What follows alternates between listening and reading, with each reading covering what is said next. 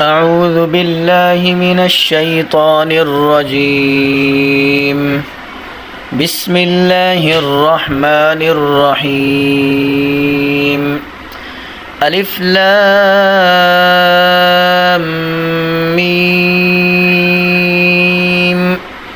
ذلك الكتاب لا ريب فيه هدى للمتقين الذين يؤمنون بالغيب ويقيمون الصلاة ومما رزقناهم ينفقون والذين يؤمنون بما أنزل إليك وما أنزل من قبلك وبالآخرة هم يوقنون.